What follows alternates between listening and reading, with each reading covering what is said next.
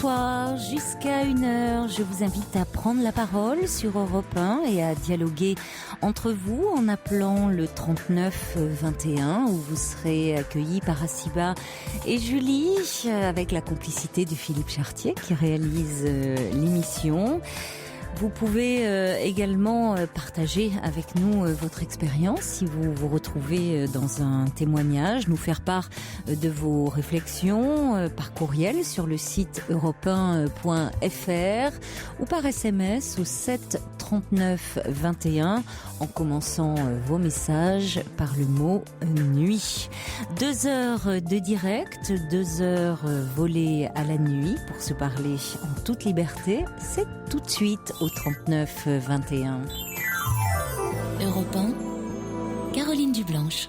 Avant d'accueillir Cyril, je voulais vous dire que pour trouver les références de livres cités à l'antenne, eh bien, vous allez sur la rubrique Libre Antenne, et puis là, vous allez voir. Vous allez voir partager, c'est en bas sur la droite. Ils en ont parlé dans la libre antenne. Et là, vous allez voir tous les livres qui ont été cités. Aussi bien cet été, les livres cités par Sophie, que les livres qui ont été cités par moi ou par des intervenants depuis. Donc voilà, je vous le dis parce que je reçois pas mal de mails d'entre vous, mais où vous ne laissez pas votre numéro de téléphone, donc on ne peut pas vous rappeler ou vous nous demandez les références de livres. Donc ils sont présents sur la rubrique libre antenne. Et quand vous nous adressez vos courriels, je vous précise que nous n'avons pas votre adresse email, donc si vous voulez des renseignements précis, laissez bien votre numéro de téléphone de façon à ce que l'on puisse vous rappeler. Bonsoir Cyril. Bonsoir. Bonsoir. Alors, donc, je vous appelais par rapport à ma maman. Oui. Qui est décédée suite à un cancer fin d'année dernière, au mois de décembre. Et donc, après 10 ans où je me suis occupé d'elle, de mon petit frère, je me retrouve seul dans l'appartement familial et c'est plutôt difficile, quoi. Pour le moment, enfin toujours, quoi. Oui, je comprends. Pendant 10 ans, vous vous êtes occupé d'elle ? Pendant 10 ans, oui, je suis resté jusqu'à la fin, quoi. Elle a été malade pendant 10 ans ?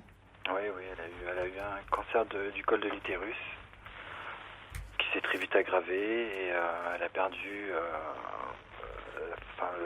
le pouvoir de marcher, elle ne pouvait plus marcher, etc. Et donc je suis resté avec elle, quoi. Jusqu'à la fin. Voilà. Ça veut dire que pendant 10 ans, vous avez un peu mis votre vie entre parenthèses ? Oui, c'est ça qui est difficile maintenant, quoi. C'est de reprendre un peu le cours de sa vie. Voilà, c'est difficile, quoi. Parce que vous avez quel âge, vous, Cyrine ? 33. Oui, donc ça a commencé. Vous n'étiez pas parti encore de la maison ? J'étais parti et je suis revenu. Quand vous êtes revenu quand elle a déclaré sa maladie. Oui. Pour elle, oui. Et vous avez arrêté de travailler à ce moment-là ou vous avez continué ? Ah oui, vous avez carrément. Ouais, j'ai été très affecté quand j'ai appris ça, quoi.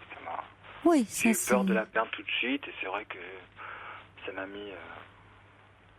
Je l'ai beaucoup aidée dans cette période, mais c'est vrai que ça devait pas être facile pour elle de me voir dans cette angoisse, quoi, permanente. Oui, comment elle a réagi quand elle a vu que vous arrêtiez elle a tout toujours été, vous travailliez à ce moment-là Oui, je faisais. J'étais cuisinier à l'époque, donc j'étais à mi-temps. Oui. Et après, j'ai arrêté parce que je pouvais plus. J'arrivais pas, quoi. Vous n'arriviez plus à conjuguer votre travail et votre mère. Ouais, non, c'était pas possible. Et comment elle a réagi de voir que vous arrêtiez votre activité ? Elle était pas très contente, ça c'est sûr. Oui. Mais bon, voilà, c'était comme ça, quoi. Je voulais vraiment pas ne pas être là si elle avait besoin ou quoi que ce soit. Donc. Elle vivait seule ? Oui, on était tous les trois avec mon petit frère Dylan. Votre père n'était pas présent? Non, non, non. J'ai jamais connu mon père. Donc voilà quoi. Vous ne l'avez jamais connu? Non, non, non. Mhm. Et je l'ai, par coïncidence, 3-4 jours après la mort de ma mère, j'ai reçu sur Facebook, j'ai un compte sur Facebook, j'ai reçu des nouvelles de mon père. Enfin, quelque chose d'hallucinant, quoi. J'ai reçu des nouvelles de mon père alors que j'avais jamais connu. Hein. Et 3-4 jours après la mort de mon père, j'ai un des frères de mon père qui Oui. en fait me cherchait depuis des années et qui m'ont trouvé à cette période-là, quoi. Il n'était pas au courant que votre mère était décédée? Non, pas du tout. Enfin, je crois pas, hein, ça, je pense pas. C'est une coïncidence selon C'est vous? une coïncidence assez, Oui. assez déstabilisante, mais Oui. réelle, quoi. Et votre oncle vous cherchait? Oui, oui. Oui, oui. Donc vous lui avez appris à ce moment-là le décès de votre mère? Oui, oui, oui. Et vous avez vu cet oncle? Non, non, non, non, non, pas du tout. Pour quelle raison? Oh, parce qu'il est sur Paris. Et alors? Et ben, il n'a pas... Moi, je sais pas, il n'a pas porté trop d'intérêt, quoi. Il avait juste... apparemment... Enfin, son but, c'était de me mettre en relation avec mon père, quoi, c'est tout. Bah, Mais bon, c'est pas rien. parenthèse. C'est pas ah oui, pas n'importe quelle parenthèse en même temps, Oui, Cyril. je sais, mais je veux pas trop penser à ça, parce que c'est déjà... Pourquoi? Bah, parce que ça m'est... C'est un souci en plus à gérer dans ma tête, c'est pas... Je préfère mettre ça de Oui, côté. mais c'est peut-être pas symboliquement au moment où vous perdez votre mère, trouver votre père, ça serait... Il habite loin, il habite en Tunisie, donc de toute façon... Mais je l'ai eu au téléphone, on s'est parlé. C'est pas si loin, enfin, c'est pas... D'accord, vous avez parlé avec votre Oui, père. une fois, oui. Juste une fois. C'est lui qui vous a contacté? Non, c'est moi qui l'ai appelé. Mon oncle m'a donné son numéro. Depuis le décès de votre mère? Oui, oui. Comment a-t-il réagi? Bah, il était très triste, forcément. Oui. Ouais, très déçu de ne pas pouvoir la revoir. Une fois, enfin, il était déçu de ça, quoi. Vous savez pourquoi vous connaissez votre histoire? Pourquoi justement vous ne l'avez jamais Parce qu'il connu? était, Pourquoi il il s'était avait- séparé avant votre naissance? Bah, il travaillait en France et il avait un permis qui était expiré. Et quand ma mère est tombée enceinte, ben, il a été expulsé du pays. Et depuis, il n'est jamais revenu. Pourquoi? Je sais pas. Oui, donc c'était pas Voilà. vraiment enfin c'était pas du tout de sa volonté. Il y a Non, une histoire. c'est ce qu'il dit après, voilà, quoi, je sais pas non plus. En tout cas, à ce moment-là. Et que vous disait votre mère? Elle vous parlait de Elle ne l'a lui? jamais revu du jour au lendemain. C'est tout ce qu'elle m'a... Elle ne vous disait rien d'autre de lui? Non, non, non. À part qu'ils étaient très amoureux. Ah, elle vous en parlait de cette façon-là? C'était Ah, oui. une histoire d'amour très, C'était très son forte. grand amour, oui. C'était son grand amour. Oui, oui. Et du jour au lendemain, elle ne l'a plus revu? Non, non, non. Oui, l'explication, vous l'avez des années plus tard. Oui, oui, bah oui. Oui, oui. Mais bon, c'est un peu... c'est mal tombé, quoi. J'étais pas du tout ouvert... Vous n'étiez pas réceptif? Oh non, pas du tout. Non, Enfin, j'étais très parce que heureux. vous étiez- Enfin, j'étais pas très heureux, c'est pas vrai. Mais j'avais vraiment envie d'y parler, donc je lui ai téléphoné et tout ça. Mais j'étais pas dans une joie ou une colère. Enfin, j'étais neutre, quoi. J'étais pas... Oui, vous étiez trop anéanti par la mort de votre mère pour éprouver Oui, une non. quelconque... Vous étiez un peu anesthésié par la mort de votre Ah mère. oui, oui, totalement. Puis j'étais très angoissé en plus parce que comme je me suis retrouvé tout seul dans l'appartement, mon petit frère est parti du côté d'un oncle vers Montauban. Le juge des tutelles avait décidé ça. Donc du jour au lendemain, je me suis retrouvé tout seul, quoi. Non, non. Enfin, c'est vraiment pas facile, quoi. C'est difficile. Même si ça fait là maintenant 8-9 mois, enfin, j'ai l'impression que c'est hier, quoi. Bah, c'est normal, c'est très récent. C'est normal, mais tant qu'on l'a pas vécu, c'est... Oui, mais ça vous rend la perte d'une mère, ça vous rend orphelin. D'ailleurs, vous avez dit j'ai perdu maman. Hein, c'est pas, vous parlez pas de votre mère, vous dites maman là. Oh bah non, non, non. Oui, mais on voit bien, c'est l'enfant qui parle, hein. Donc 7-8 mois, c'est Puis ça s'est fini très vraiment, récent. Et vous êtes complètement investi. Vous vous êtes investi depuis 10 ans. Vous êtes auprès d'elle. Toute votre vie tourne autour de votre mère. Ah oui, ça c'est sûr. Tous les souvenirs, tout, enfin, voilà quoi, tout me fait penser à elle, quoi. Donc c'est vraiment. Oui, vous êtes en plus dans l'appartement, dans la maison familiale. Ouais, oui. Puis j'ai son chat, j'ai ses oiseaux. Enfin, je m'occupe de. Voilà, quoi. J'ai presque pris sa place dans sa vie, quoi. Enfin, c'est bizarre, quoi. Je me sens pas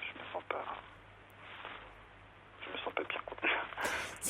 Oui, alors justement, il serait quand même important maintenant que vous vous réappropriez un peu votre vie. Oui, ça c'est sûr. Parce que quand vous dites que c'est important ce que vous dites, que vous avez le sentiment d'avoir un peu pris sa place. Bah oui, C'est-à-dire que vous êtes entre les murs, entre ces murs, entre... Alors, le deuil est très récent. Vous vous êtes occupé d'elle dans les derniers mois qui ont dû être notamment très très difficiles, très pénibles, très bon. Mais vous vous êtes oublié aussi. Ah oui, ça j'en suis conscient. Je sais plus trop qui je suis, qu'est-ce que je vais faire. Voilà, pas de projet vraiment, pas de projet personnel, puisque au-delà évidemment du vide laissé par le décès de votre mère, vous avez vous complètement désinvesti votre vie, puisque depuis 10 ans, votre moteur, le sens de votre vie, c'était vous occuper de votre mère. Ça date de 10 ans, mais c'est vrai que ma mère a toujours eu une place importante dans mon esprit. Quand j'étais petit, on a été placés, parce qu'elle avait des problèmes d'alcool. Et j'étais toujours en attente de ma mère, d'aller la voir le dimanche, etc. Enfin, elle a toujours été... elle a toujours eu... dans mon esprit, j'étais toujours inquiet pour elle, quoi. Donc le deuil, il est dur à faire, quoi. On était très très proches, en tout cas. Oui, alors ça c'est important aussi. Si depuis l'enfance, vous sentiez votre mère fragile, ouais. Et donc ça a créé chez vous une inquiétude, une angoisse pour elle. Ouais. Et vous avez toujours cherché à la protéger. Et ça explique aussi que lorsque vous avez appris sa maladie, vous avez tout arrêté. Et là, vous avez joué un rôle qui est celui, je dirais, qui n'est pas vraiment celui d'un enfant. Comme lorsque vous étiez enfant.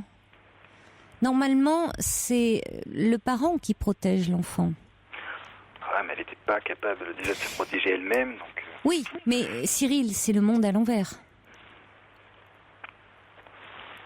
Le parent protège l'enfant.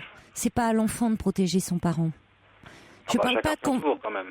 Comment à un moment donné. Je vous parle quand votre mère était adulte et que vous étiez enfant. Enfant, oui. Oui, non, là c'est sûr. Là, vous avez porté des responsabilités qui étaient bien trop lourdes. Mais vous vous inquiétiez pour elle. Ça a conditionné beaucoup de choses pour la suite. Alors vous dites, oui, chacun son tour. Oui, elle a démarré cette maladie. Pour autant, c'est pas neutre, c'est pas anodin que vous ayez tout arrêté pour vous occuper d'elle.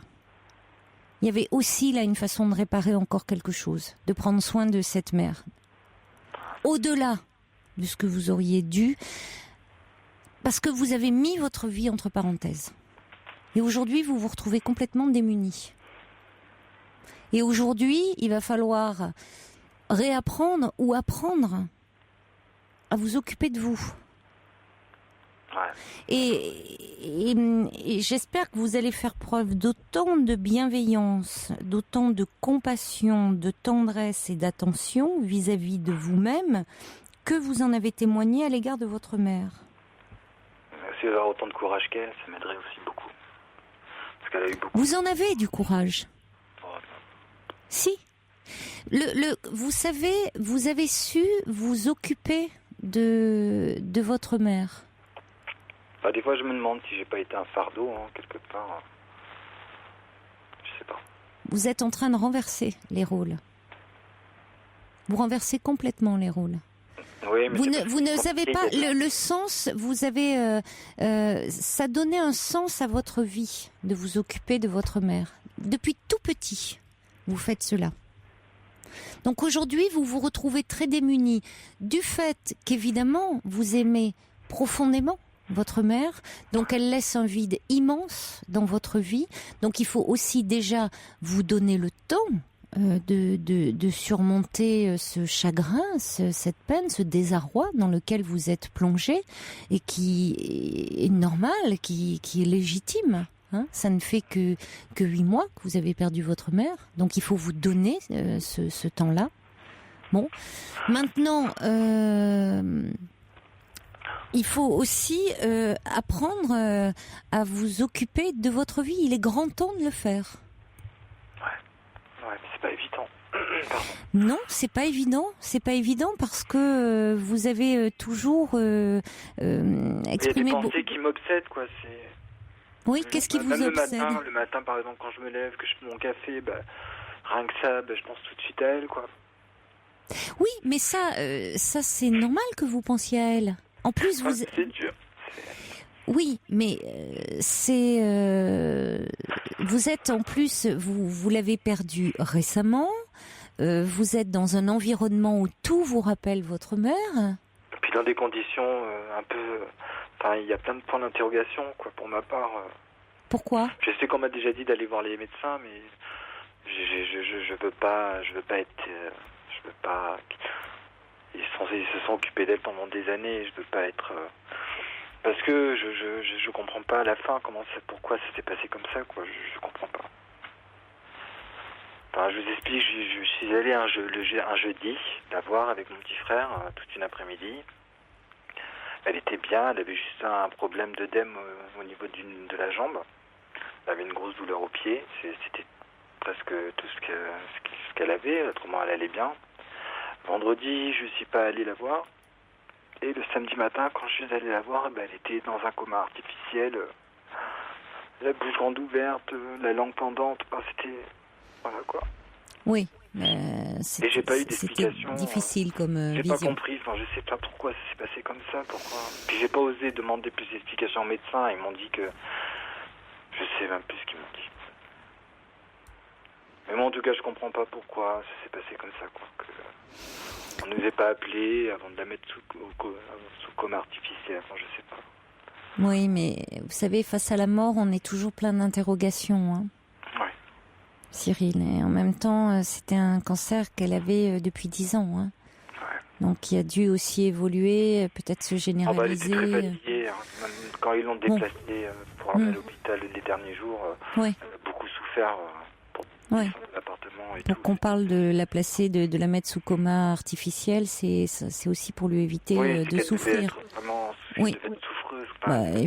Qu'elle était dans une grande souffrance. Donc bon, vous restez avec... Parce qu'elle s'est réveillée, à un moment donné, elle nous a fait des bisous et tout. Oui, mais bon, c'est un moment, oui, elle pouvait avoir des moments de conscience. Je trouve ça, je comprends pas, quoi.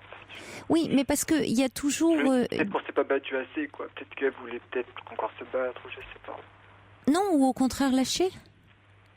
Au contraire lâcher. Peut-être que justement, vous savez, il n'est pas rare que les personnes, justement, qui arrivent au bout de leur vie, lâchent. C'est vrai qu'elle a subi tellement de choses en 10 ans. Non, mais vous savez, Cyril, dans les services de soins palliatifs, les équipes médicales constatent souvent que les personnes ont leur dernier souffle de vie au moment où les familles ne sont plus présentes. Comme si peut-être les familles, en étant présentes, les retenaient. Elle est morte à 8h du matin, il n'y avait que Patricia, sa grande sœur. Oui, mais c'est souvent le cas. C'est souvent, enfin, et même souvent les familles s'en veulent beaucoup en se disant je n'étais pas là et. Ah bah eux, ils peuvent s'en vouloir. Ça, ils peuvent vraiment. Non, mais ce que je vous dis de façon générale, c'est que dans les services de soins palliatifs, on dit souvent, ils constatent souvent que les personnes rendent leur dernier souffle alors qu'ils sont seuls. Peut-être, justement, parce que ils peuvent lâcher à ce moment-là, vraiment lâcher prise. Peut-être qu'en étant présents, on les retient aussi, on les empêche de partir. Et qu'à un moment, quand on est épuisé, quand on arrive au bout de sa vie, il faut pouvoir aussi laisser ce qu'on aime partir. Ah oui, moi Alors que, bien sûr qu'on voudrait les retenir. Oh non, Maintenant, ce que j'ai envie de vous dire, Cyril, c'est que, bon, je crois que vous avez, je crois qu'il faut arrêter de vous torturer. Ça fait 10 ans que vous vous consacrez à votre mère. 10 ans que vous l'entourez de toute votre affection, de toute votre tendresse. Je crois maintenant qu'il est grand temps de vous occuper de vous et de votre vie. Maintenant, que vous soyez dans le chagrin et dans la peine, oui. Pour autant, il ne faut pas vous enfermer dans un tête-à-tête mortifère, parce que je ne crois pas que ce soit ce que votre mère aurait aimé pour vous. Oh bah non, pas Que vous soyez malheureux et à vous dire que, à ressasser comme ça, à vous dire que vous n'avez pas fait le maximum. Bon. Non, ça, je sais qu'elle aurait pas voulu ça, quoi.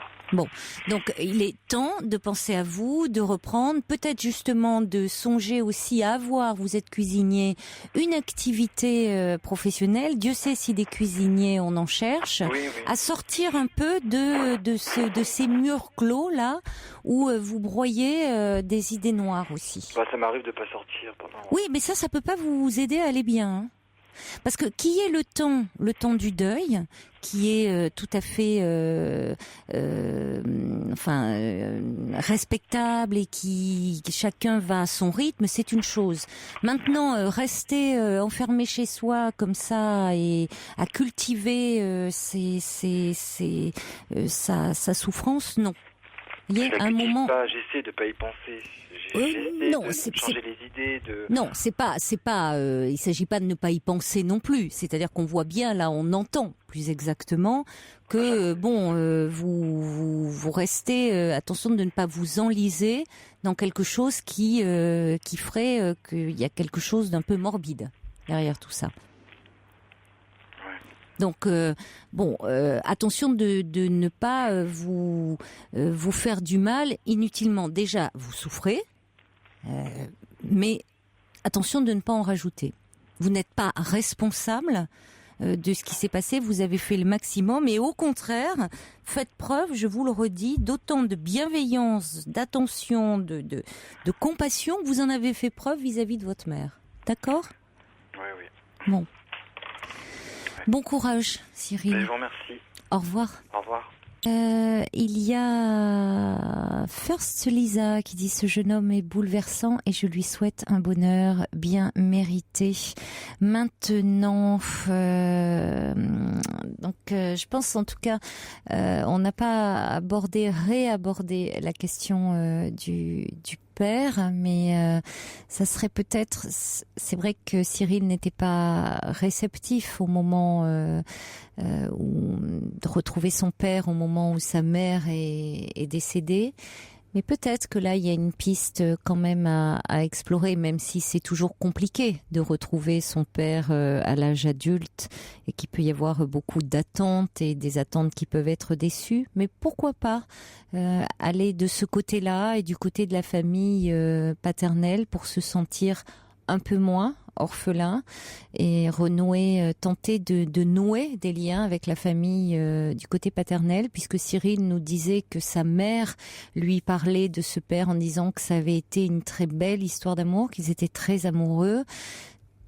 Il y a, je pense là, quelque chose à approfondir et qui pourrait l'aider à se sentir un peu moins seul, un peu moins sans racines dans la vie. Alors, là, je reçois un message en disant vous auriez pu lui conseiller de voir un psy, il a l'air d'aller très mal. Et oui, ça ne va jamais. Je me fais toujours disputer. Quand je reçois souvent des messages en me disant vous êtes trop dans votre corporation, vous envoyez tout le monde chez le psy, et quand je le fais pas, je me fais taper sur les doigts. Bon, écoutez, je pense que le temps du deuil n'est pas forcément, c'est pas forcément un temps où il faut aller chez le psy, parce que qu'il y ait de la tristesse, de l'abattement, voire du désespoir, ça ne nécessite pas forcément un suivi chez un psy. Ça fait partie du temps du deuil, surtout que là, ça ne fait que 7-8 mois.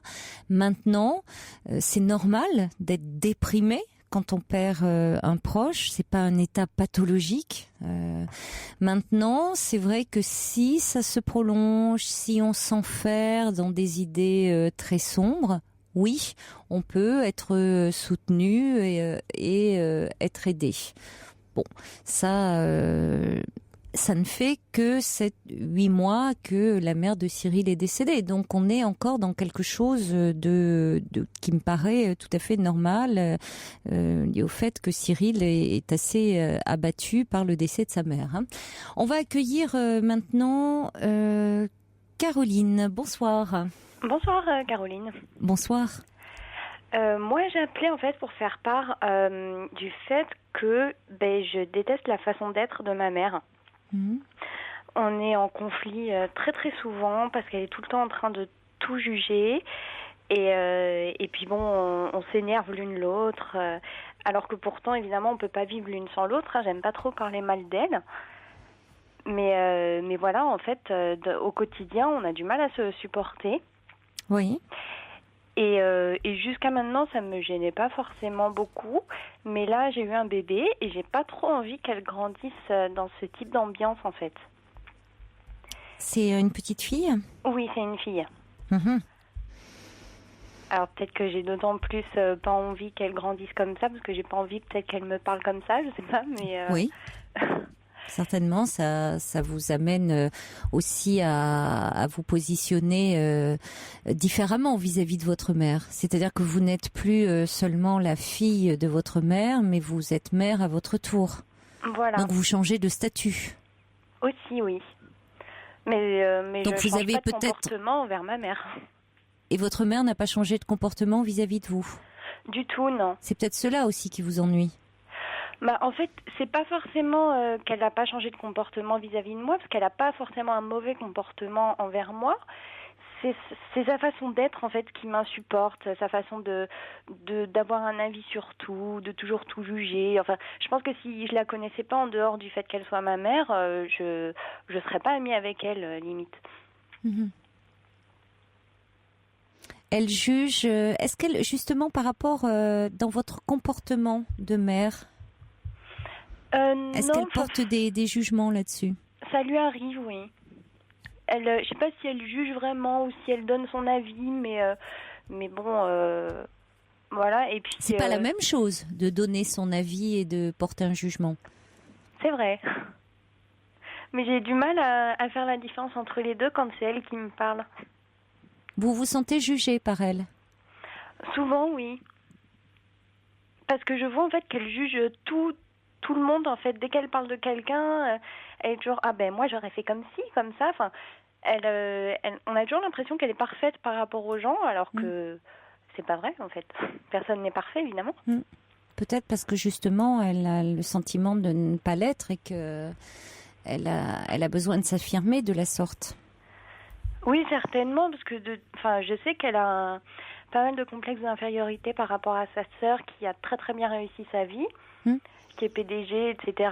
Donc, et elle beaucoup moins. Donc forcément, quand elle voit que sa sœur, elle a 300 mètres carrés Paris 16e, et puis elle essaye de galérer dans son appart.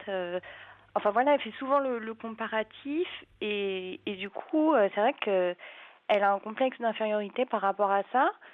Et je sais pas si c'est qu'elle me le fait ressentir, mais du coup, elle compare beaucoup aussi par rapport à sa sœur.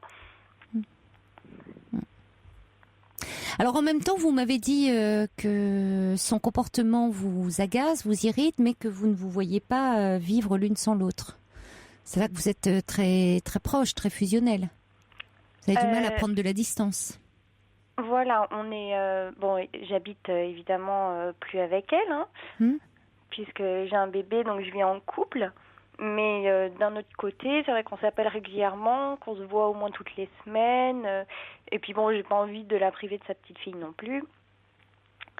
Donc oui, et puis en plus c'est quelqu'un qui est seul, parce que mon père est parti. Donc du coup, elle me fait culpabiliser aussi si je viens pas la voir toutes les semaines de toute façon. Et vous culpabilisez ? Bah oui, parce que j'ai pas non plus envie de la laisser toute seule. Alors, quelle est la solution ? Bah du coup, je sais pas, je me le demande. Parce que j'essaye, alors j'ai déjà dit, mais viens, on va voir un psy, mais elle, évidemment, c'est « Ah non, j'ai pas envie, moi j'ai pas besoin de ça, hein ?» Et puis d'un autre côté, je peux pas m'empêcher. Oui, mais vous cherchez son approbation.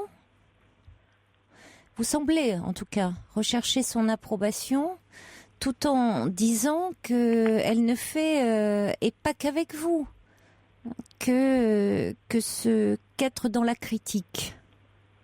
Ce qui est une façon, elle, de se mettre en valeur. Il y a des gens qui ont besoin de se rehausser, de se donner de l'importance, de la valeur en écrasant un petit peu les autres.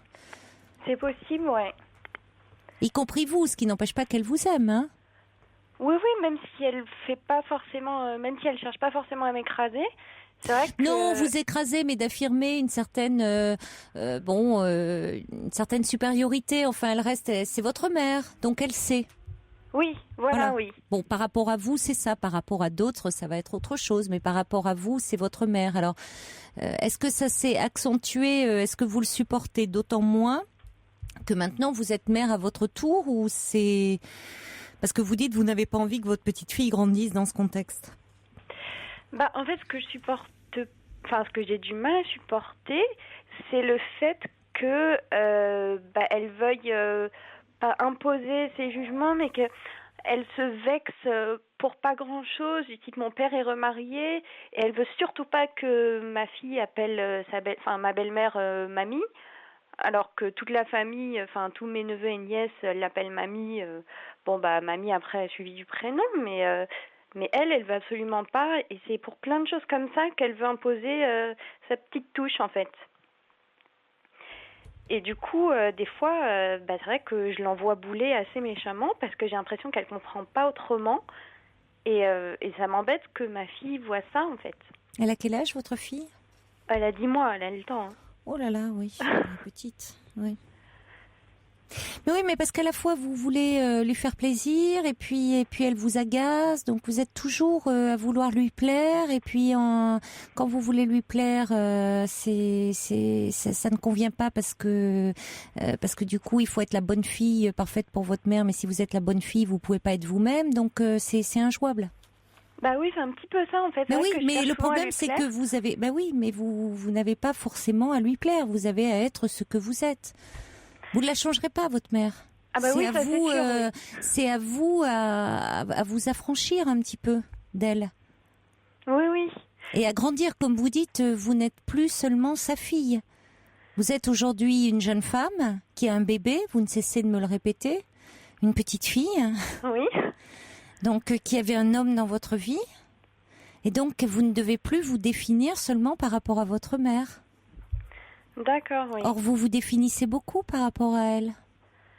C'est vrai que dans certains aspects de ma vie, oui, pas mal, même si j'ai su imposer ma personnalité par rapport à plein d'autres choses, comme par exemple mon mari, au début, elle voulait pas que je sois avec lui, et puis j'ai fini par taper du poing sur la table et dire, de toute façon, ça serait lui et pas un autre.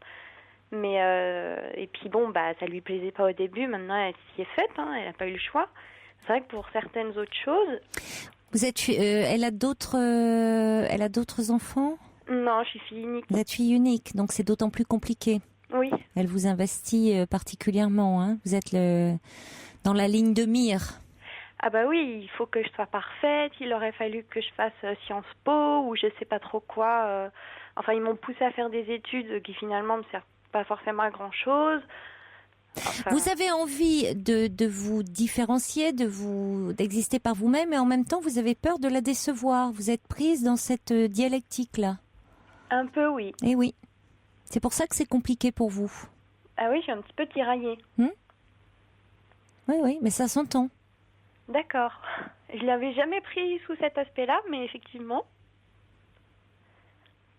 Ça s'entend, donc c'est pour ça que vous cherchez à la fois, vous ne voulez pas, vous avez peur de perdre son amour tout en voulant vous affirmer, parce que sinon vous ne pouvez, vous sentez bien qu'il y a des moments où elle veut continuer à vous modeler, où c'est sa façon à elle d'être un petit peu autoritaire. Elle veut continuer à régenter, peut-être à avoir un peu, à vouloir vivre à travers vous, hein, par procuration. Ah oui, ça certainement, parce que de toute façon, elle m'a toujours tirée vers le haut. Mais ce qui est plutôt, ça c'est positif, la façon dont elle vous a investi, elle vous a fortement investi. Il y a un côté, il y a ce côté positif, c'est que ça vous a tiré vers le haut. Avec le pendant, c'est que vous avez très peur de la décevoir. Oui. Encore aujourd'hui. Et donc, si vous lui résistez, si vous avez peur de perdre son amour, dans les faits, vous ne perdrez pas son amour.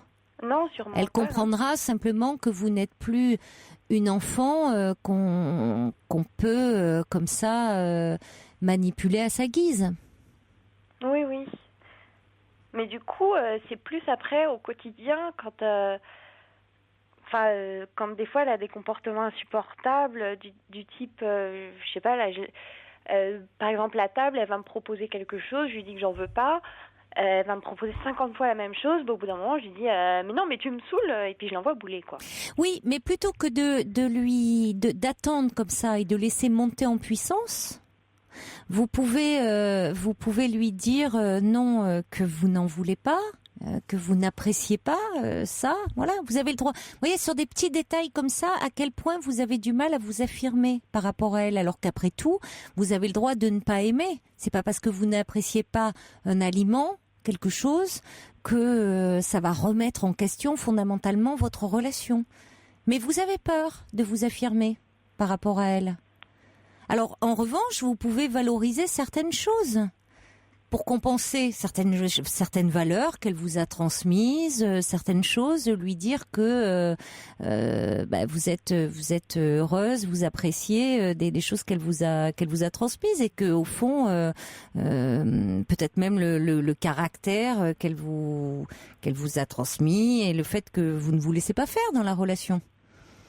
Ah oui, ça c'est sûr que je me laisse pas faire, au lieu de laisser monter et que ça fasse cocotte minute. Parce que comme le dit Martine qui envoie un petit SMS, votre mère n'a que le pouvoir que vous lui donnez. Oui. Mais les mères ont beaucoup de pouvoir sur les filles notamment. On parle souvent des relations mère... Merci. Enfin non. Père-fille. Oui. Or, les filles, entre elles, parlent beaucoup de leur mère. Hein, on dit d'ailleurs les femmes parlent beaucoup des hommes entre elles. Oui, quand on écoute les femmes parler entre elles, les femmes parlent beaucoup de leur mère. C'est une relation essentielle. Ah bah oui, qui nous conditionne, sûr, oui. Qui nous détermine beaucoup. Et souvent les paroles des mères sont assez déterminantes. Alors, je vais pas vous dire d'aller consulter, ça ferait plaisir à certains et pas à d'autres. Mais parfois, quand la relation est un peu trop envahissante, quand on a l'impression d'avoir toujours la mère comme ça derrière nous, c'est vrai qu'on peut aller en parler. Là, je crois pas que vous en êtes à ce stade-là, mais c'est pas un hasard si ça survient et que c'est un peu envahissant au moment où vous devenez mère à votre tour et où, d'une certaine façon, vous avez peur que ça se répercute aussi sur la relation avec votre petite fille, parce que je le dis souvent, les relations mère-fille, c'est un peu comme les poupées russes, les fameuses poupées qui s'emboîtent les unes dans les autres là. Oui. C'est sur des générations. Votre mère, si elle a ce comportement-là, c'est pas par hasard. Votre mère, elle a été une petite fille aussi, avant d'être une mère et une grand-mère. Donc, elle est dans un schéma comme ça. Donc, vous pouvez aussi prendre de la distance, et c'est vrai que l'humour aide, mais si vous n'arrivez pas pour le moment à être là-dedans, c'est parce que ses paroles, son comportement vous affectent.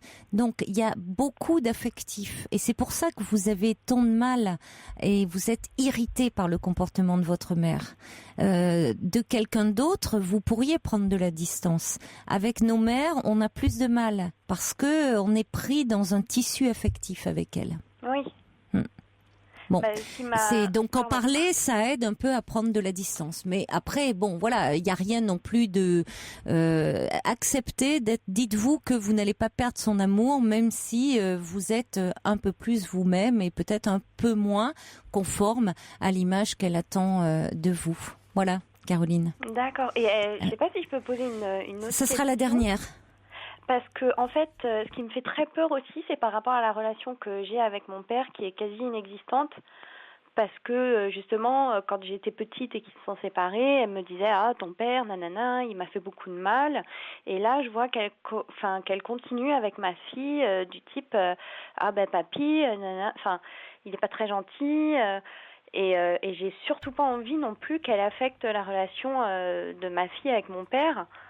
Non, mais ça, il n'est pas question qu'elle dise à votre fille que papy n'est pas gentil. Là, vous intervenez bien et pas devant votre fille. Vous lui dites je ne veux pas que tu fasses comme tu as fait avec moi vis-à-vis de mon père. C'est-à-dire, il n'est pas question. Elle a un grand-père. Je tiens à ce qu'elle ait un grand-père.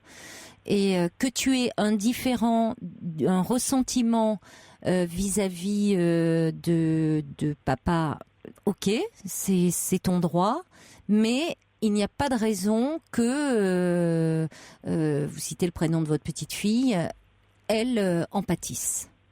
Et vous dites, comme vous en avez pâti étant enfant. Voilà, vous ne laissez pas ça. Voilà, et là, vous devez être très ferme là-dessus, d'accord ? Vous ne laissez pas. Ouais, mais... Non, mais là, vous ne devez pas céder d'un terrain. Ah ben oui, mais je il y a pas, mais oui. J'essaye, mais... Non, mais il y a ne pas essayer. Autant il y a des choses où vous pouvez faire des concessions, Caroline, pas là-dessus, d'accord ? C'est-à-dire que votre petite fille, elle a le droit d'avoir sa grand-mère, son grand-père. Votre mère, elle a le droit d'avoir du ressentiment vis-à-vis de son ex-mari, pas de le transmettre à sa petite fille. Là, vous ne cédez pas d'un pouce. Voilà, bon courage. Je vous remercie. Au revoir, Caroline. Au revoir.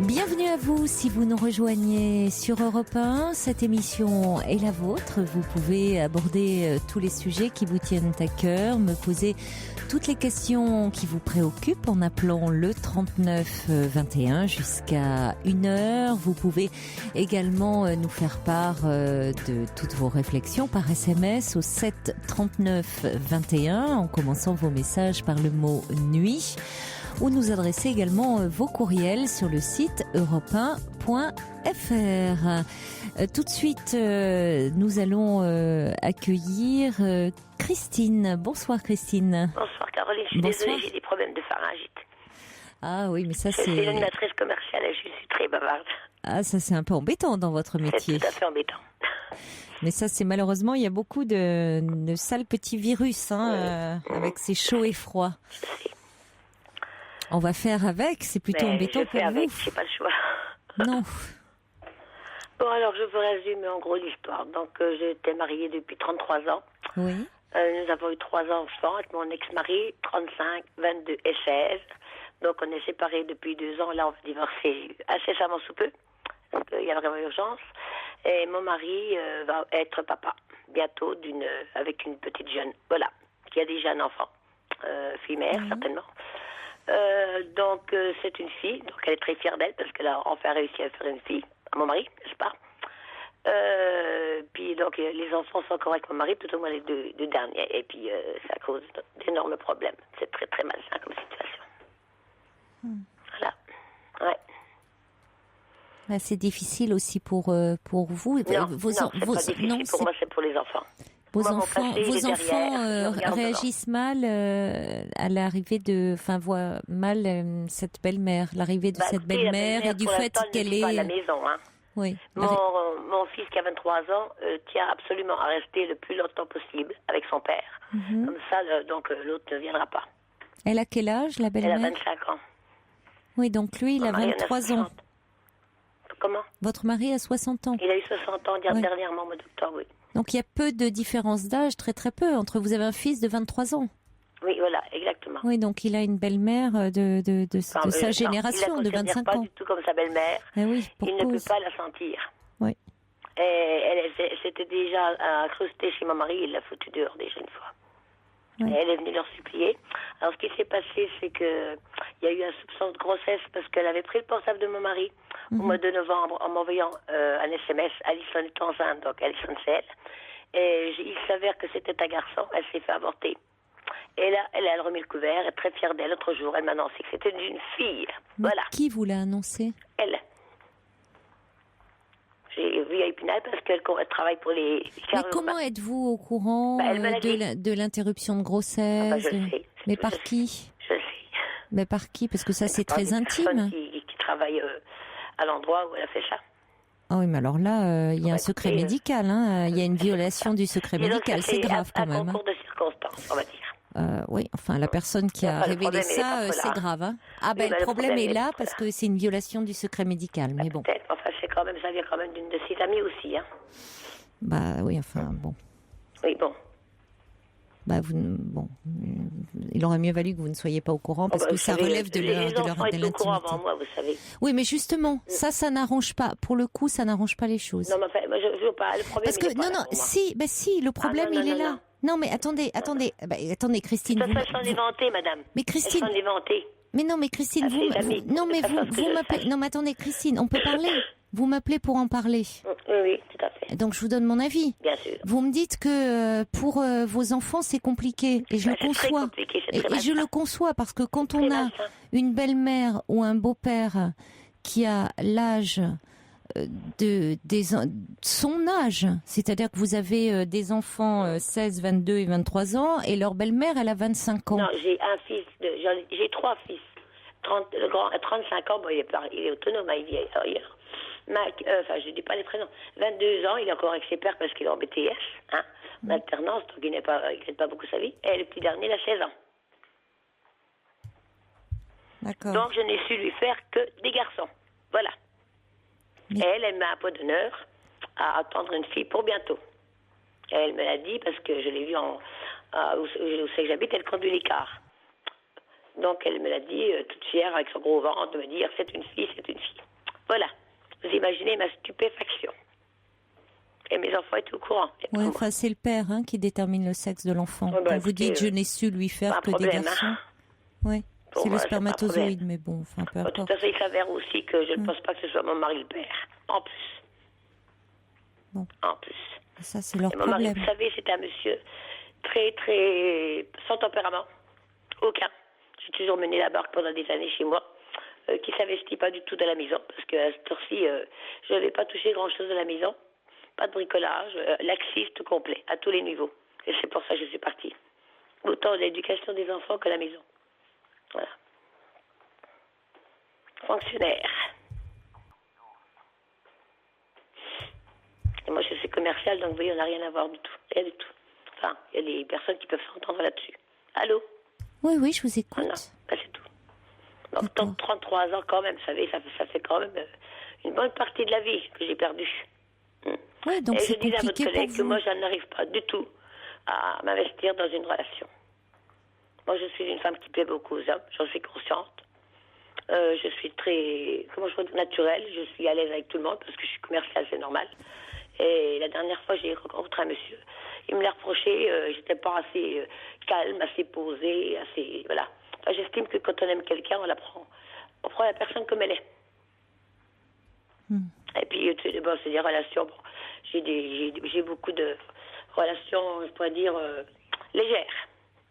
Mais je n'arrive pas à m'investir dans quelque chose de... Je rencontre jamais l'homme qu'il me faut, voilà.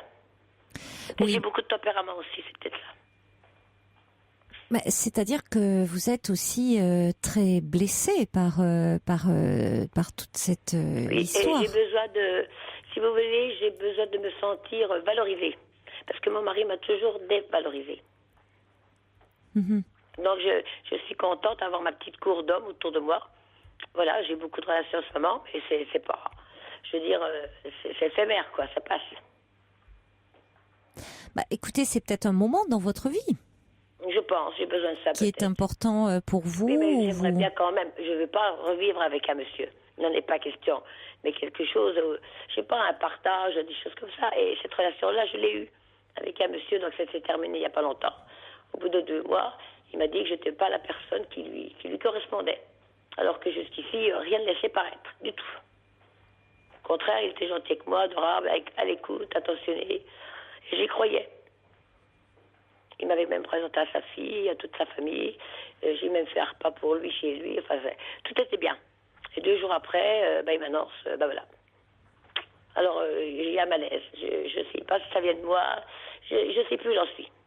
Oui, mais je crois que c'est ça un peu le problème, Christine. C'est que vous ne savez pas très bien ce que vous voulez profondément en ce moment. Vous avez été très blessée,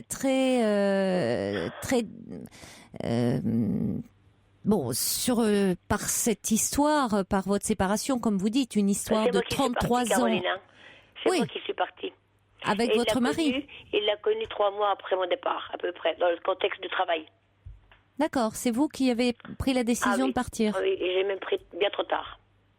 Parce que vous vous sentiez dévalorisé. Comment? Vous vous sentiez dévalorisé dans la relation.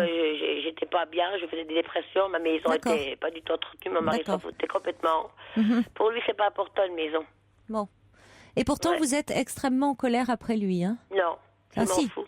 Non. Ah, bah écoutez, non, c'est pour mes enfants. Ça s'entend, hein? Non, c'est pour mes enfants. Oui, mais enfin, peut-être que votre colère, vous la projetez sur vos enfants. Enfin, vous pensez que vos enfants sont en colère. On sent beaucoup de colère. Il y a de quoi. Oui, enfin, voyez, vous dites il y a de quoi. Donc, vous êtes en colère. Il y a de la colère. C'est normal. Je sais pas, c'est malsain ce qu'il a fait, je comprends pas. Enfin, en tout cas, bon, il y a de la colère. Oui. Vous en voulez à votre mari, à cette femme. Bon, tant qu'il y aura ça, vous ne pouvez pas vivre, vous, votre vie. Mais je la vis. Oh, oui, mais peut-être... Vous pouvez imaginer ce que je vis, franchement. Alors peut-être que vous pouvez vous dire que vous avez besoin de vous restaurer, de vous réparer, en ayant, comme vous l'avez dit, votre cour d'homme, une cour de soupirant, une façon un peu comme une reine, voilà. d'être courtisée, des hommes qui vous désirent, qui vous... Pour le moment... Et je vais vous dire, le plus jeune, il a 25 ans.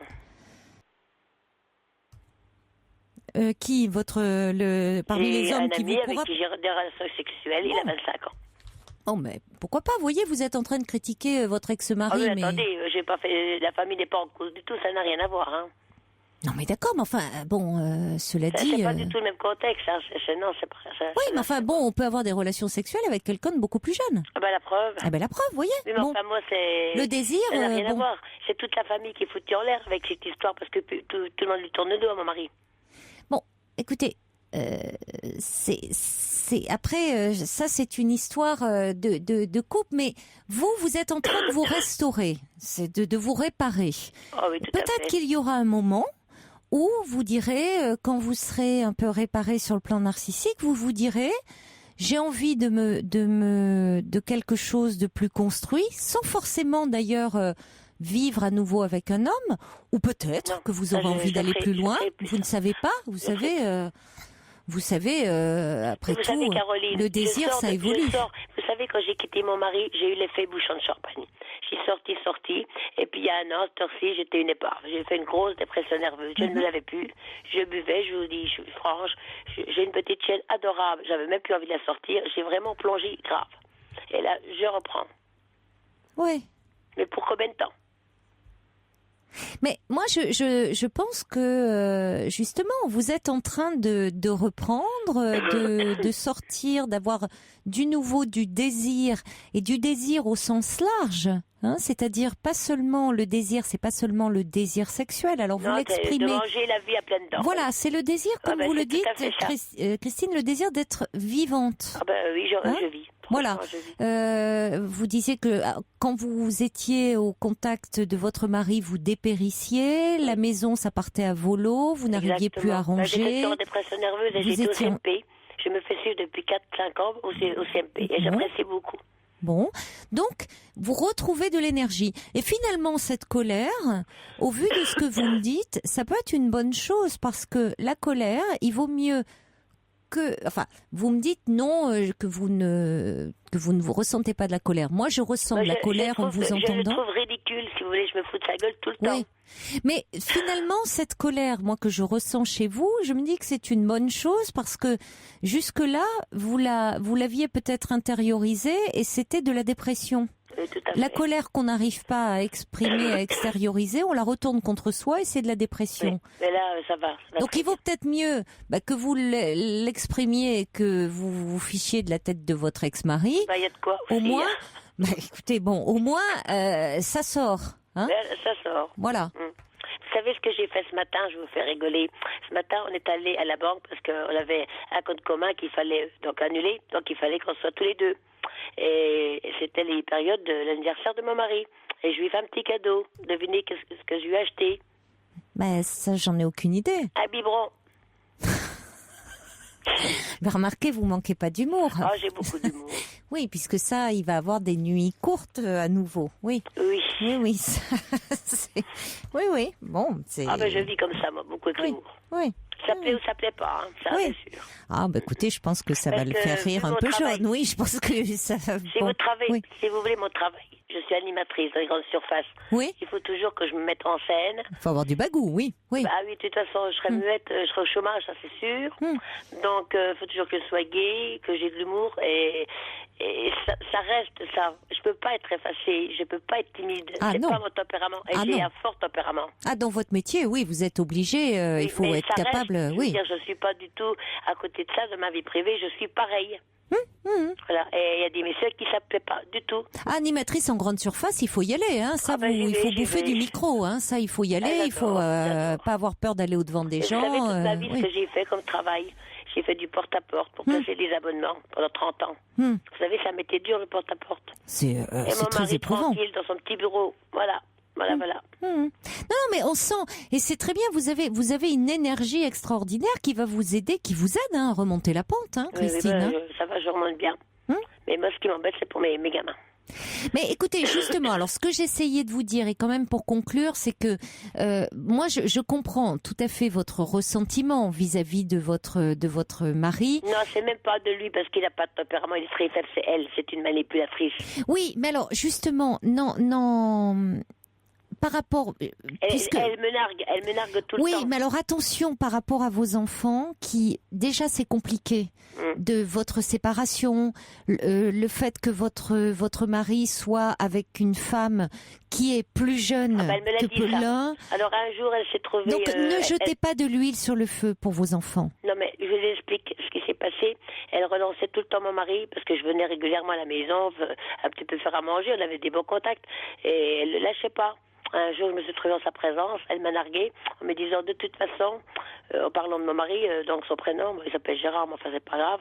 De toute façon, Gérard, il en avait marre que vous faisiez toujours les mêmes positions au lit. Vous voyez le niveau intellectuel. Oui, c'est minable. Oui, oui. Elle est minable. Oui, c'est assez minable. Mais justement, rapport à moi qui suis une femme quand même très très correcte. Oui, mais c'est tellement. Ne vous abaissez pas à ce niveau-là. Ah ben, je n'ai pas répondu. Il n'y a pas à répondre parce que, comme vous le dites, c'est extrêmement bas. Donc, répondre, ça serait s'abaisser au même niveau. J'adopte ce principe. Moi, le silence est le meilleur des mépris dans toutes les situations. Vous avez raison. Oui. Donc, il n'y a pas à répondre. Et c'est qu'elle vous sent comme une adversaire potentielle et finalement qu'elle redoute pour vous appeler. De toute façon, vous êtes jalouse parce que je suis jeune puis vous êtes vieille. Oui, mais si elle vous, dans les faits, alors c'est extrêmement évidemment. Elle me disait tu. Enfin, j'ai pas gardé. Oui, mais pourquoi vous appelle-t-elle ainsi? C'est que elle a peur, parce que sinon elle ne vous appellerait pas. Et vous savez ce qu'elle faisait? Donc, ce faisant, elle s'abaisse. Oui, donc, vous n'avez pas à répondre. Avec son enfant de 3 ans et demi. Chez mon mari pour voir si je restais dormir à la maison. Oui, mais parce qu'elle vous redoute, parce que vous avez une légitimité en tant qu'épouse, ayant vécu 33 ans avec lui, ayant 3 enfants avec lui. Donc vous n'avez pas à rentrer dans son jeu, surtout pas. Mais ce que je veux vous dire, et pour conclure, ça sera mon mot de conclusion par rapport à vos enfants, pour qui cette situation est compliquée, c'est de ne pas jeter de l'huile sur le feu, étant donné surtout le comportement qu'elle a, parce que eux, c'est déjà compliqué de voir des parents se séparer, quel que soit l'âge que l'on peut avoir, même pour ceux qui sont adultes, et d'autant plus quand le beau-père ou la belle-mère a l'âge des enfants. Hein, ça rajoute de la difficulté, de la souffrance. Donc, il faut que vous puissiez parler, vous, de toute cette rancœur, de toute cette colère au CMP. Que vous puissiez vraiment dire ce que vous avez sur le cœur. Au CMP, et le monsieur qui suit, il connaît toute ma vie. Mais surtout pas à vos enfants. À vos enfants, gardez, ne dites rien de cette femme et de leur père. Voilà. Ils sont écœurés de la situation aussi. Et maintenant, vous, de votre côté, eh bien, écoutez, en tant que femme, vous avez le droit de mener la vie comme ça. Je pense que c'est une parenthèse. Vivez. Exactement. Par contre, je vais vous poser, il y a un problème aussi, une petite question vite fait. J'étais beaucoup liée à maman. Et puis depuis que je suis séparée, elle ne veut plus entendre parler de moi. Et mon père est décédé d'un cancer il y a 6 ans. Je l'ai beaucoup épaulée, je l'ai beaucoup sortie, je l'ai amenée au théâtre, au cinéma pour pas qu'elle soit toute seule. Ma mère est une femme très sauvage. Et là, elle ne me parle plus. Voilà. Et elle me dit, de toute façon, c'est de ta faute. Tu serais pas partie, ça serait pas arrivé. Voilà. Ma mère a 78 ans, pardon. Mais c'est une femme encore très dynamique, mais dans sa tête, elle est très, très rétrograde. Oui. Alors, elle m'a même reproché de ne pas aimer mon père. Vous savez, mon père me manque énormément. Écoutez, vous pouvez lui dire que vous étiez... Je n'ai aucun rapport avec elle, aucun. À ce moment-là, vous pouvez peut-être lui écrire. Non, elle m'a écrit, Elle m'a écrit en me disant que j'allais mettre mes enfants dans la misère, avant de savoir que l'autre était enceinte, et qu'elle me demandait si je ne pouvais pas laisser toute la partie de la maison qui me revient. Oui, voilà. Alors, vous pouvez lui répondre sans rentrer dans l'histoire de l'autre femme qui est enceinte. Franchement, j'ai pas alors dans ces cas-là, j'ai plus envie. Bon, alors écoutez, dans ces cas-là, c'est clair. Elle n'a que moi comme fille. D'accord. Alors écoutez, si vous n'êtes pas motivé, vous laissez. J'ai pas envie. D'accord. Vous laissez. Alors, pensez à vous avant tout. D'accord. Ne vous inquiétez pas. Et la chirurgie esthétique, je vais avoir plein de sous, ça va y aller, je vous le dis. D'accord. Bon, pensez à vous alors. Merci en tout cas de votre appel. Je vous remercie beaucoup. Au revoir. Au revoir, Christine.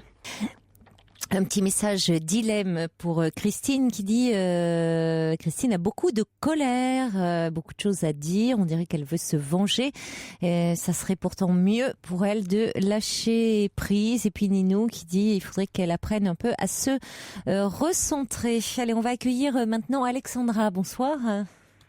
Oui, bonsoir. Bonsoir Alexandra. Alors je vous appelle pour parler en fait des difficultés que je rencontre dans mon couple. Oui. Alors je suis donc avec mon compagnon depuis 2 ans. On a une différence d'âge puisque moi j'ai 25 ans et il en a 40. Oui. Et en fait, ce qui me pose problème, c'est que il a jamais été marié, il n'a pas d'enfant et il est très indépendant en fait. Donc, bon, par exemple, on a un sujet de conflit qui revient souvent. C'est le fait qu'on a 2 appartements donc séparés. Oui. Et si vous voulez, il vient très peu chez moi.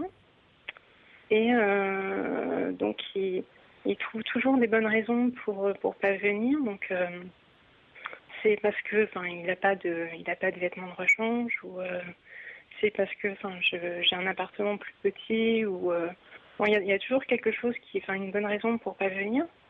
Et du coup, en fait, j'ai l'impression de faire beaucoup d'efforts, c'est-à-dire de faire les trajets, etc. Et sans avoir forcément, j'ai l'impression de beaucoup m'investir sans avoir un retour, en fait. Oui. Donc, il aime bien ses petites habitudes. Exactement. Donc, il aime bien ses petites habitudes. Être chez lui, dans son appartement, ça le rassure certainement. Exactement. Et donc, il exprime pas beaucoup ses sentiments, etc. Donc, moi, j'ai l'impression qu'il fait pas beaucoup d'efforts, en fait. Donc, il exprime pas ce qu'il ressent. Et bon, par exemple, sur les sorties, je lui propose beaucoup de choses. Je vais pas forcément avoir un retour, en fait, sur ce que je lui propose. Par contre, il sort beaucoup avec ses amis.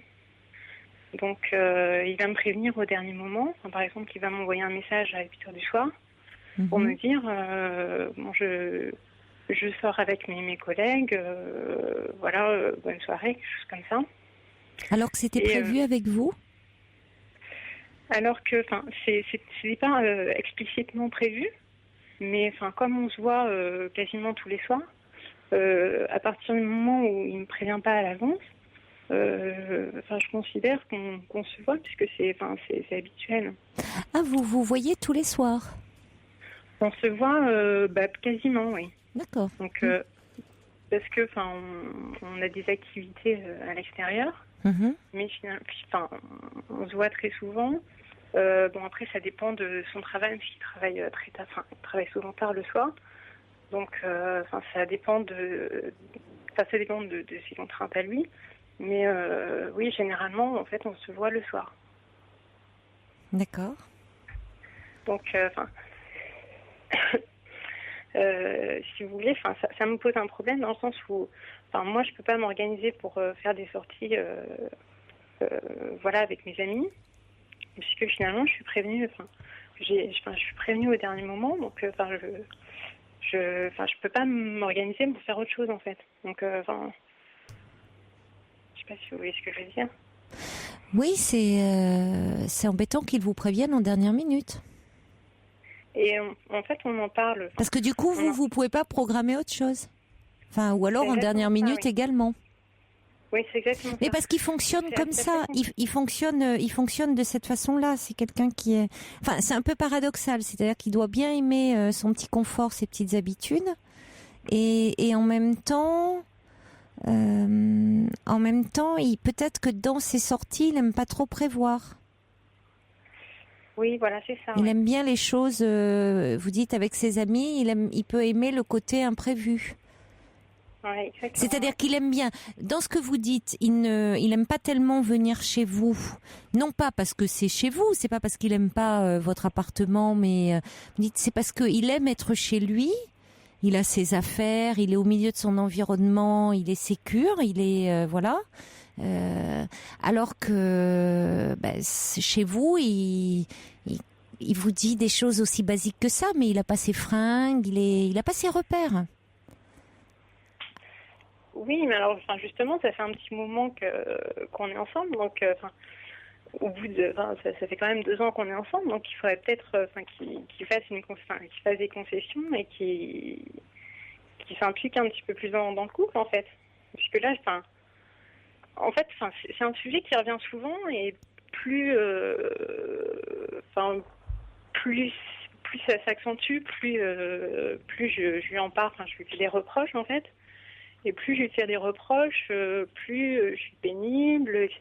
Donc finalement, il est toujours, il y a toujours une bonne raison de ne pas faire d'efforts et de ne pas s'impliquer, en fait. C'est parce que c'est parce que je suis pénible, ou c'est parce que il y a toujours quelque chose qui ira dans son sens, et du coup, je sais pas comment faire, en fait, pour lui faire comprendre que, voilà, ça commence à être une relation longue. Qui vous pèse parce que c'est un peu à sens unique. Vous avez l'impression que qu'il ne fait pas d'efforts de son côté, que c'est toujours vous c'est un peu à sens unique. C'est-à-dire que c'est toujours lui qui décide, qui est un peu. Par contre, oui.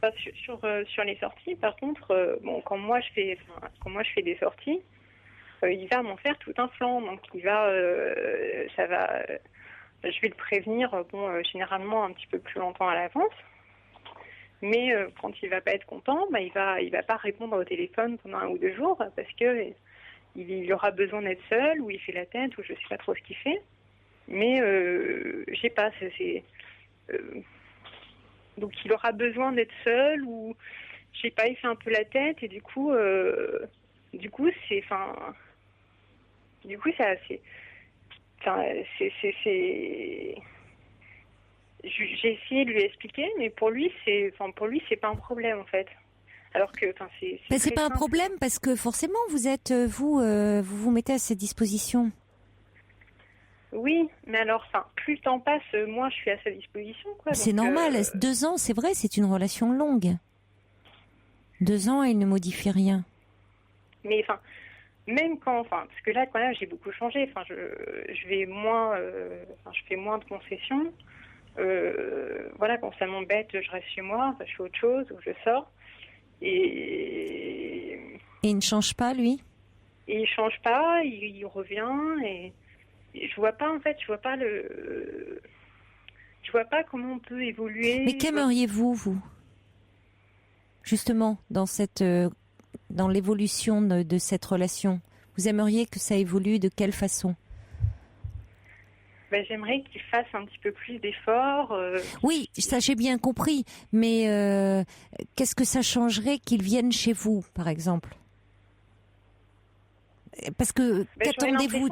Oui. En fait, j'aurais l'impression, parce que là, j'ai l'impression qu'il s'occupe pas beaucoup de moi, en fait. Parce il travaille beaucoup, il sort avec ses amis, mais finalement, quand je lui propose des sorties, ça tombe toujours à l'eau. Donc ce que vous lui proposez, vous, il ne rebondit pas dessus. Voilà, c'est ça. Donc finalement, j'ai toujours l'impression... Il fait ce que bon lui semble. Voilà, c'est ça. Donc j'ai toujours... c'est dur à gérer, en fait, parce que du coup, j'ai l'impression de ne pas avoir de poids dans les décisions de couple.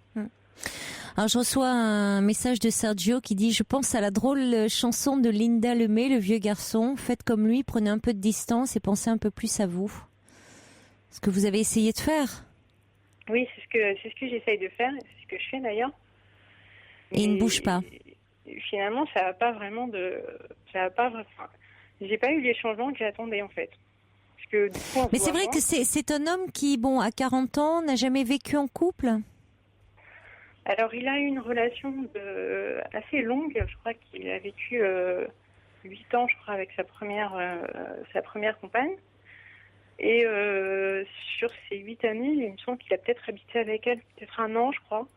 Mais je pense que c'est assez bref. Donc, finalement, il a toujours vécu tout seul.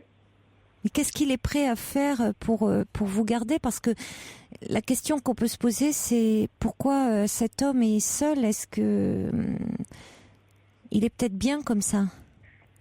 Enfin, il est seul. Il vous dirait qu'il n'est pas seul, puisque il vous a dans sa vie, mais il vous a à condition que ça ne bouscule pas trop sa vie. Or, on en parlait dans le témoignage précédent avec Christine, être vivant à un moment, le désir, c'est accepter d'être un peu bousculé dans nos habitudes. Or là, il n'a pas tellement envie qu'on le bouscule dans ses habitudes de vieux garçon. Il a raison, Sergio. Ouais, c'est ça. Il veut bien, bon, ok, si vous venez, mais puis vous repartez, et puis vous bousculez pas trop sa vie. Ouais. Donc, ouais. Alors, il y a Lilia qui dit, n'est-il pas tout simplement très égocentrique, pas assez attentionné, plus assez amoureux? Bon, c'est des hypothèses, hein. Quelqu'un qui dit, attention, on ne peut pas forcer les autres à changer. Si cette relation vous frustre, peut-être n'est-elle pas bonne pour vous. On va accueillir également Eric qui est avec nous au 39 21. Frédéric, pardon. Bonsoir Frédéric. Oui, bonsoir Caroline. Bonsoir. Bonsoir Alexandra. Bon Alexandra, je pense que ce que je vais vous dire ne va pas du tout vous faire plaisir. Alors, j'y vais franchement. Vous aimez ce monsieur? Oui, bien sûr. Oui. Ouais, ben oubliez-le. Oubliez-le parce que ce monsieur, il vous aime pas. Enfin, pas beaucoup. En fait, Rabelais aurait dit que vous êtes sa pantoufle. Donc voilà, vous venez quand il a envie. Quand il n'a pas envie, vous venez pas. Puis il vous décommande pas. Vous vivez à son rythme, vous êtes sa chose. Et voilà. Donc comme vous êtes amoureuse, vous vous posez naturellement beaucoup de questions, mais la réponse, je suis désolé, il ne vous aime pas. Alors, essayez de lui imposer votre rythme et vous verrez que ça ne passera pas en disant non, à partir de maintenant, ou voilà, moi j'ai organisé ma soirée sans toi, ou ce soir tu viens à la maison. Alors comment je peux vous dire avec certitude ça? C'est parce que moi je fais pareil, genre on m'emmerde pas. Ça passe ou ça casse. Donc ou on se plie à mon rythme, ou on s'en va. Voilà. Avec les femmes, c'est-à-dire avec les femmes que vous n'aimez pas? Oui, tout à fait. Oui, c'est comme ça, donc ça me va bien. Et puis un jour, je suis allé très très loin. Quelqu'un m'a demandé, est-ce que tu es heureux quand je viens? Je dis oui. Et je dis, mais quand tu pars, je suis au sang heureux. Après, c'est dur, hein, quand même, là. Oui, non, mais après, elle me dit... Vous auriez mérité... je suis heureux, tout pareil. Comment? Et après, elle me dit, si je ne viens pas, je dis, je suis heureux, tout pareil. Oui, mais... Vous aviez l'intention de la blesser? Non, je voulais qu'elle me quitte. Oui, remarquez, c'était réussi. Comme elle ne m'a pas quitté, je l'ai quitté. Ouais. Non, c'est terrible, mais on a... Bon, après, faut savoir pourquoi. Oui, c'est cruel, je trouve, d'avoir fait ça. De toute façon, ça faisait... oui, mais ça faisait un moment que ça durait comme ça, c'est-à-dire... c'est terrible, mais... non, terrible, cruel, je trouve, parce qu'on peut... Mais enfin, en même temps, bon, vous vouliez qu'elle vous quitte, donc c'était... mais enfin, finalement, vous voyez, ça ne marche pas. Non, parce que souvent, plus on se comporte comme un salaud, parfois, moins les femmes vous quittent. Oui, non, mais moi, ça faisait déjà un moment que je lui imposais mon rythme, que je faisais ce que je voulais. Et plus elle s'accroche parfois. Elle s'accrochait pas, mais et puis un jour, voilà quoi. Alors pour revenir à Alexandra, voilà, c'est important parce que vous parlez donc en connaissance de cause, par rapport à vous parlez de votre histoire et vous pensez donc que... Et les dames en question, elles ont mon âge, hein, et donc ça veut dire que c'est pas des gamines. Bon, donc dans le cas d'Alexandra qui est toute jeune, toute fraîche, elle a 25 ans, j'ai envie de lui dire qu'elle oublie ce jeune quadra et puis qu'elle essaie de construire sa vie avec un homme qui l'aimera parce que elle se gâche un peu, quoi. Bon, maintenant il faut qu'elle arrive à se convaincre que ce monsieur ne l'aime pas et ça c'est assez facile, hein, qu'elle le fasse un peu danser sur sa musique. Ça va être vite fait, hein. Oui, vous pensez qu'il ne va pas, la rappeler? Ah non, puis au contraire même, c'est bon, tu le prends comme ça, écoute, tu es au baraque, hein. C'est-à-dire que la relation, c'est nous égoïstement qui la gérons. Donc tant que la femme est contente de ce qu'on lui offre, voilà, donc on se décommande quand on veut, on fait ce qu'on veut quand on veut. La personne n'a rien de droit de dire, et puis alors la dame en question avait déjà fait sa vie, c'était pas un souci, mais pour Alexandra qui démarre sa vie, qu'elle ne se perde pas, quoi. Oui, elle va mettre un an à l'oublier ou 6 mois, mais qu'elle ne se perde pas parce que c'est terrible, quoi. Alors, le subversif vous rejoint. Il dit espérer être élu par un abstentionniste est une campagne presque perdue d'avance. Ok, c'est beau. serait-ce un remake? Il a toujours des formulations extraordinaires, ce gars. Donc, il y a Sergio qui dit toujours pertinent, l'ami Frédéric. Au moins, il est cash et franc. Et puis Sophie qui dit aussi, c'est Frédéric malheureusement a raison. Voilà. Donc, bon, en tout cas, je pense, c'est vrai qu'il n'est pas attentionné vis-à-vis de vous. C'est clair qu'il pourrait vous prévenir, donc, et ça dure. Pourquoi ça dure? Enfin, il y a des choses sur lesquelles vous ne devriez pas transiger. Ça, c'est certain. Donc, elle est prête à tout accepter. Quand on est amoureux, on accepte beaucoup de choses. Oui, et puis surtout, on attend en disant, mais ça ira mieux demain, ça ira mieux après-demain, je vais le faire changer. Oui, puis il rappelle, hein. Il faut quand même dire ça. Cet homme rappelle. Oui, mais il rappellera toujours, parce que c'est pas... J'ai fait la référence à la pantoufle selon Rabelais, c'est un peu vulgaire, mais... Voilà, quoi, c'est la bonne copine et qui est là quand on le souhaite, quand on le désire. D'ailleurs, il vient pas chez vous, vous allez toujours chez lui. C'est un truc que je fais aussi. Je m'emmerde pas. Bon, c'est terrible. C'est terrible. Voilà, alors comme j'ai quand même 15 ans de plus que votre monsieur, j'ai un peu roulé ma bosse. Jeune fille, écoutez, pensez à quelqu'un d'autre, c'est mieux. Oui. Bon. Quant à vous, Caroline, toujours autant de plaisir de vous écouter le soir. Ah bah écoutez, c'est devenu très agréable. Je vais pas dire que c'est un plaisir partagé parce que pour Alexandra là ce soir c'est un peu difficile à entendre, mais en même temps parfois c'est important d'avoir des avis. Bon, la vie d'un homme, la vie. Je pense, en l'occurrence, vous interrogiez sur cette relation. Je pense qu'il est important que vous preniez de la distance. Parce que il y a quelque chose de frustrant dans cette histoire. Puis Alexandra, notez bien, vous nous épousez, vous nous aimez en espérant nous changer. C'est un combat perdu d'avance.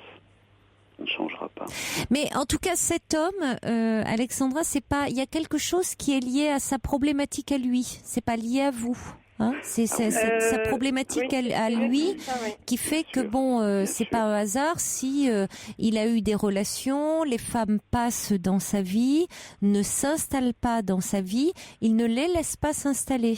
Exactement. Hein? Oui, Caroline, ce que vous dites est très très important. Alexandra, écoutez bien, c'est en rien lié à vous. Vous avez sûrement plein de qualités, mais vous n'avez rien.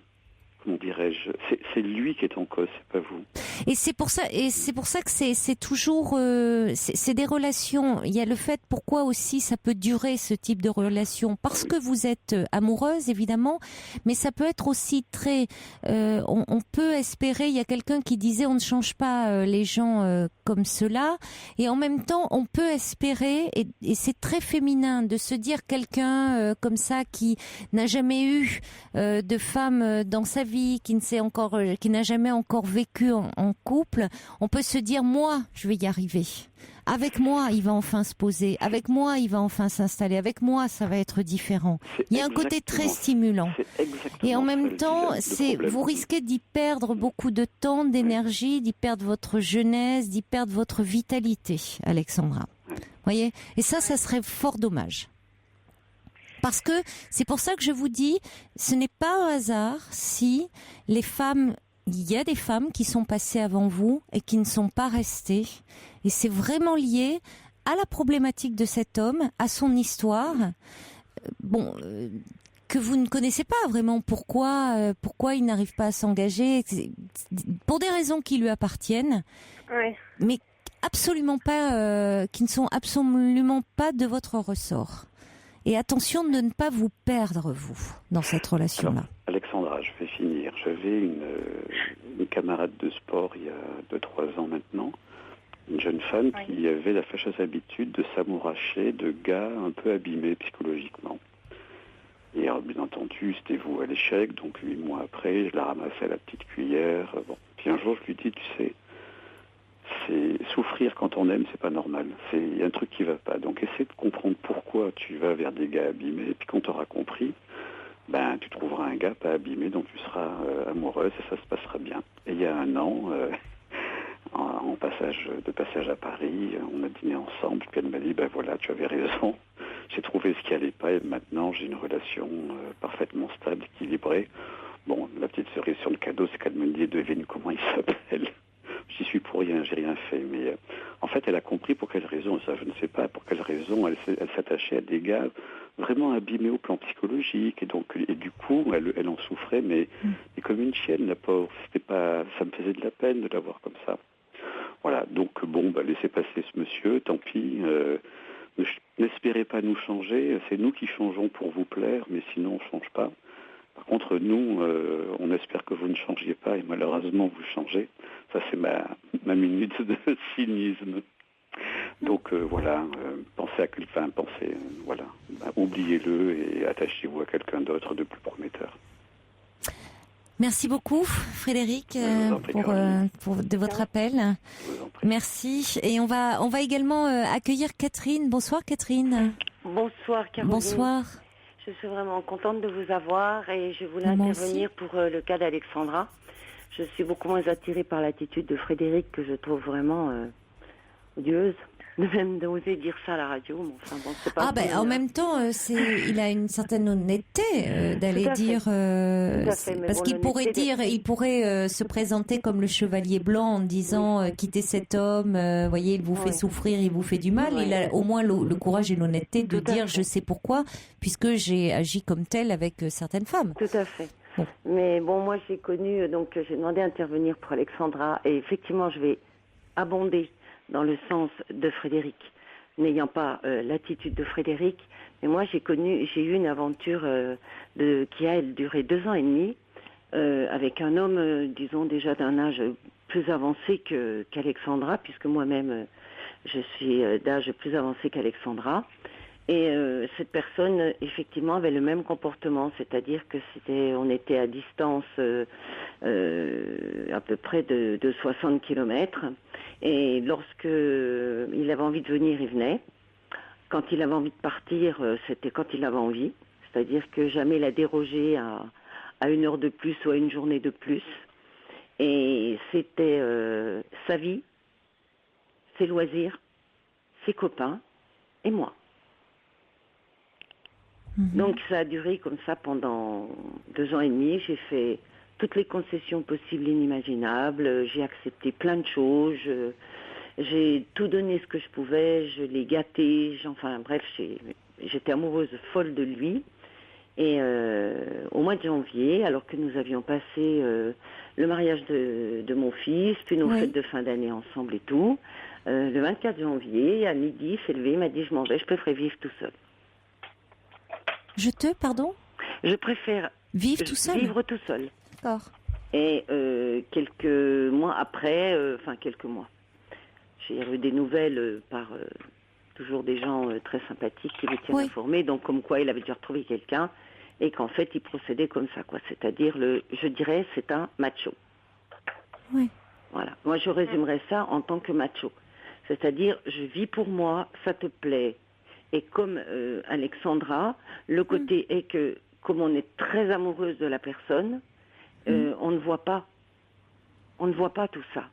Et on se dit toujours, ça va s'arranger. Et en fait, ça ne s'arrange jamais.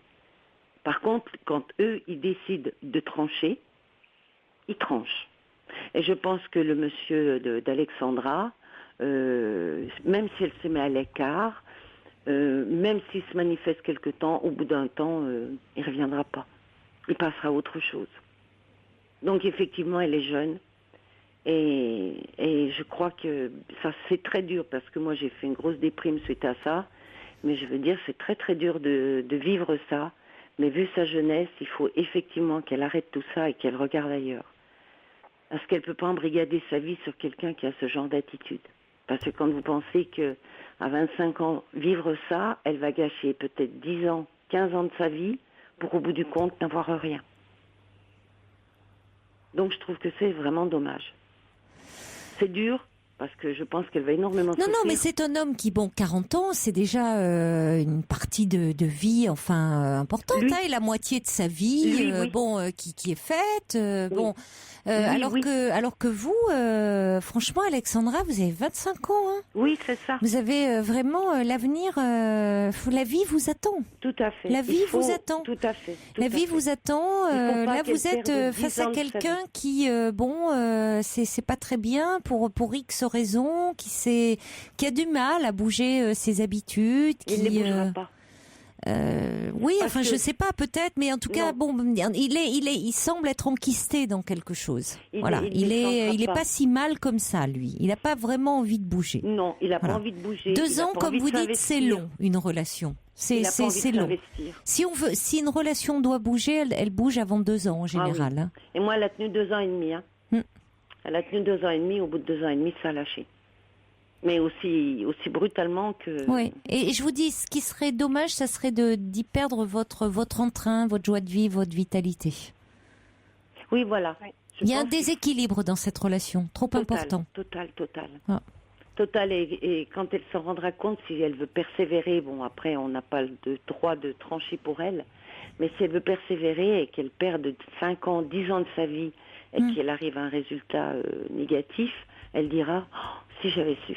Mais ça sera trop tard. Alors c'est ce que dit Brigitte, elle dit peut-être qu'il vous aime, mais à sa manière, très égocentrée, très égoïste. Hein. C'est ça, après tout. Moi je trancherai pas non plus. Je pense qu'il y a chacun. Frédéric nous parlait.